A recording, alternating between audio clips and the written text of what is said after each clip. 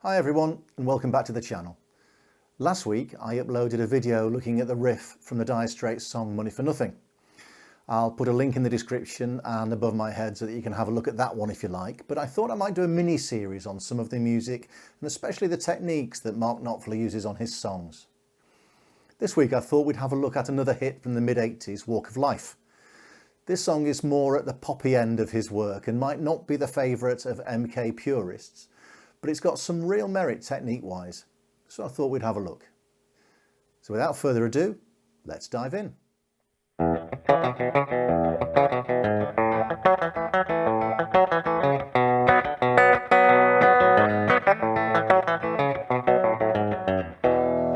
This song is similar to Money for Nothing in that it uses the same basic frailing type technique that I talked about last time.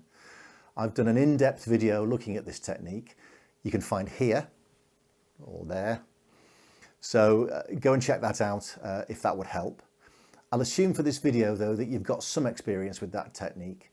So I'll get straight into the song. So with the index finger of your fretting hand, just cover the second fret of the A and the D strings to make the start of an E chord.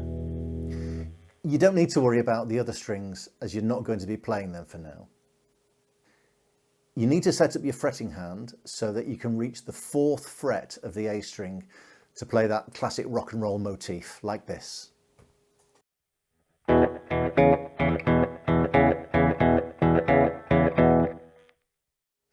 Now the engine room of this whole riff is the picking hand. It really drives the riff forward with that frailing type technique. A little bit like this.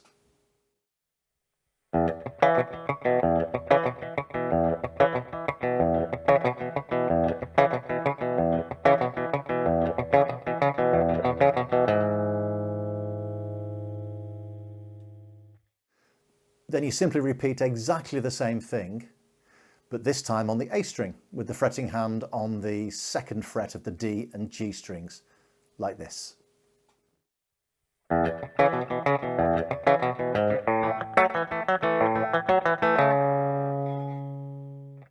Again, a little bit slower.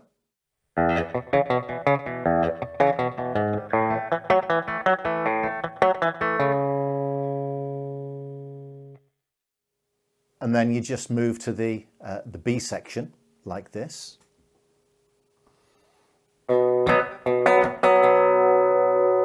that's fairly straightforward. But now it changes a little more with the picking and fretting hands working together to take us back from the B to the E chord, like this.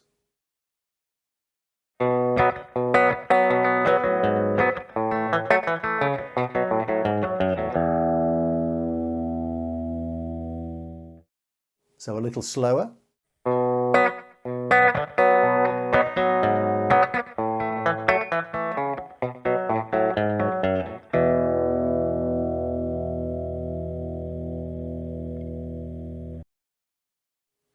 And that's basically it for the main riff. Let's just have a go through it all the way through to the end of that section.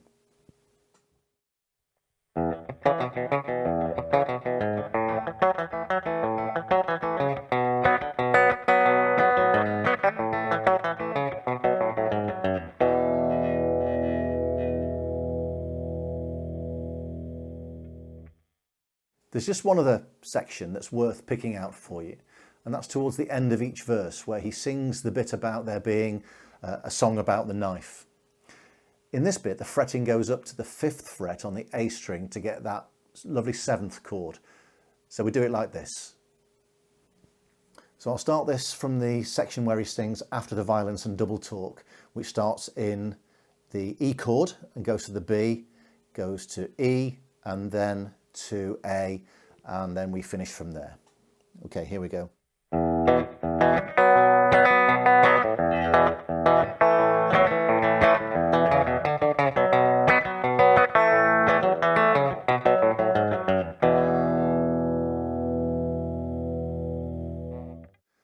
I'll go through that slowly again and just watch my fretting hand and just see how my ring finger rolls onto the D and G strings so that the change is really seamless. It's going to be a bit tricky at first. I still find it quite difficult, this section, but you'll soon get there with a few runs through. Okay, slowly to start with.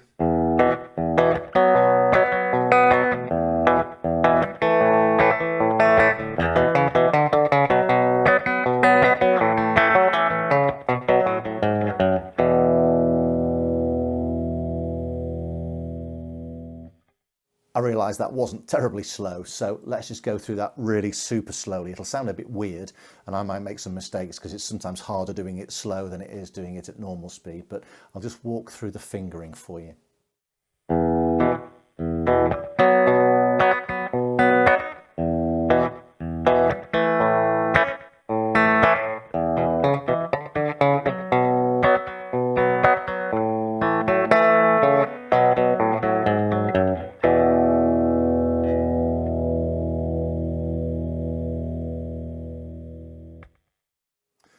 Well, that's it for this video. I hope you got something out of it that you can use in your playing. So until next time, happy practicing and bye for now.